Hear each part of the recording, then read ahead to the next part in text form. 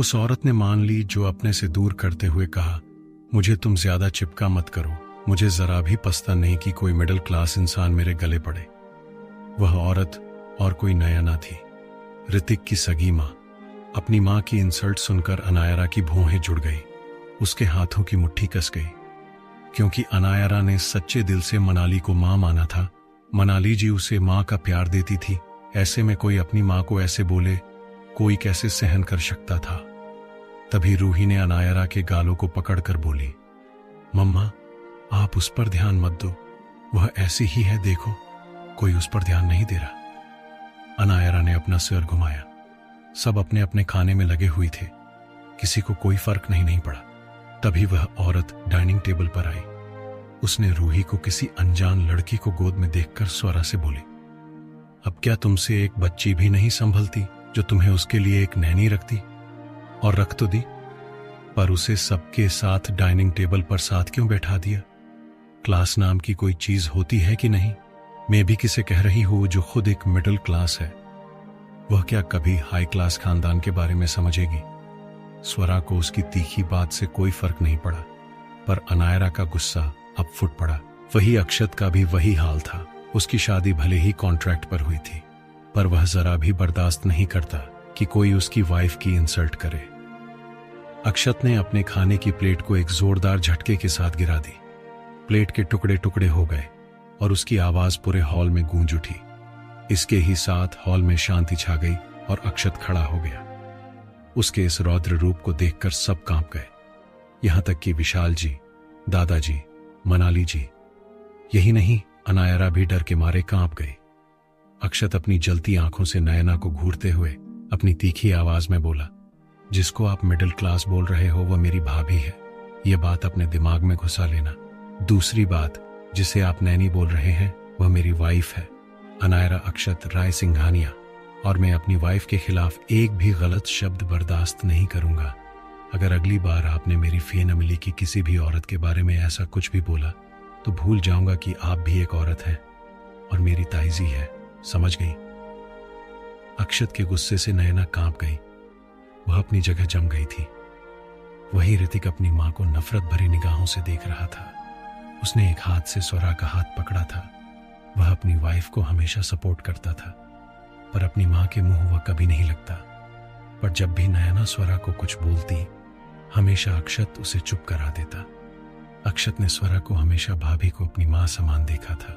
वह उसकी रिस्पेक्ट करता था। वह अपनी मां और भाभी के खिलाफ कुछ भी बर्दाश्त नहीं करता था। आज उसने अपनी वाइफ को भी इसमें शामिल कर लिया। युवान जो अनायरा के पीछे बैठा था, उसने अनायरा के कान में कहा, भाभी भाई को शांत कराओ, अगर वह ऐसे ही गुस्से में रहे तो आज घर में आग लग जाएगी। अनायरा का गला सूख रहा था क्योंकि वह खुद डर के मारे बैठी थी, पर उसे अंदर से ही काफी अच्छा भी लग रहा था कि अक्षत ने उसे सबके सामने प्रोटेक्ट किया। उसे यह भी अच्छा लगा कि अक्षत उसके खिलाफ कुछ बर्दाश्त नहीं करता। वही रूही को तो कोई फर्क नहीं पड़ा। रूही ने अपनी क्यूट सी आवाज में अक्षत से कहा, डैडा आप क्यों इस बूढ़ी औरत के साथ बात करके अपना टाइम वेस्ट कर रहे हो, इग्नोर हर।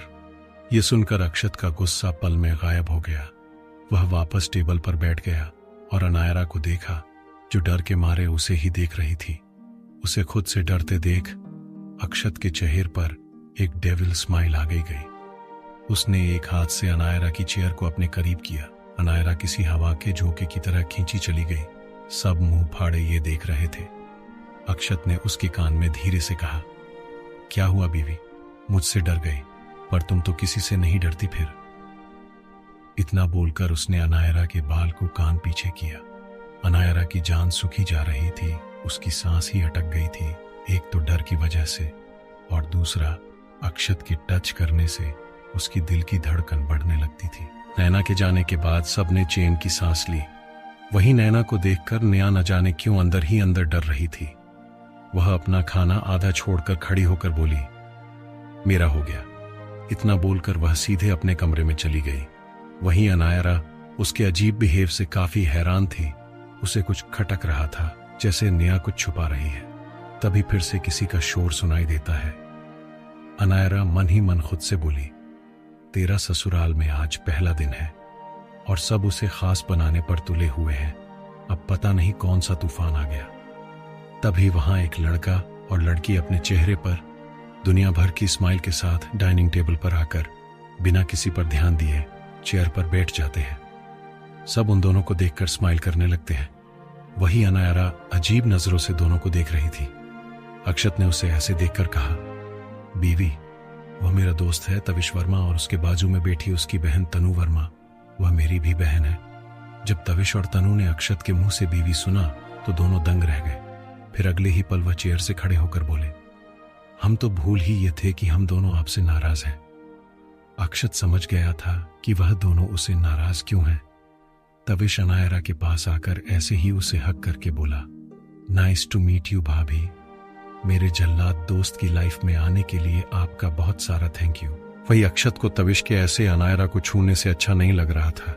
उसने तविश को अनायरा से अलग करते हुए कहा, दूर रहकर भी तो बात की जा सकती है। युवान, तविश और ऋतिक साथ में बोले, ओहा जलन हम। अक्षत सबको घूर कर एक नजर देखा। सब मुंह दबाकर हंसने लगे। वहीं अनायरा अक्षत के बदले बिहेव को देखती रह गई। कमरे में वह उसे चिढ़ाने का एक भी मौका नहीं छोड़ता, और यहां वह सबके सामने बीवी बीवी कर रहा है, जैसे दोनों के बीच बहुत सारा प्यार हो। अनायरा ने तविश से कहा, nice to meet you Tavish. तनु अनायरा के पास आई और उसे हक करते हुए बोली, मैं तनु हूं तविश और मैं ट्विंस है अक्षत। भाई मेरे भाई हैं तो आप भी मेरी भाभी हुई, और मैं आपकी बड़ी नंद, क्योंकि नेहा मुझसे 1 साल छोटी है। तविश भी अक्षत की तरह बहुत हैंडसम था। उसने अपनी नजर चारों ओर घुमाई। जिसे वह देखना चाहता हो वह शायद वहां नहीं था। युवान गौर से तविश के एक्सप्रेशन देख रहा था। शायद वह समझ गया था कि वह किसे ढूंढ रहा है। अनायरा भी तनु से मिलकर खुश हुई। उसे अक्षत को छोड़कर सब अच्छे लगते थे। आखिर दोनों की जानी दुश्मनी जो थी, टू बी कंटिन्यू।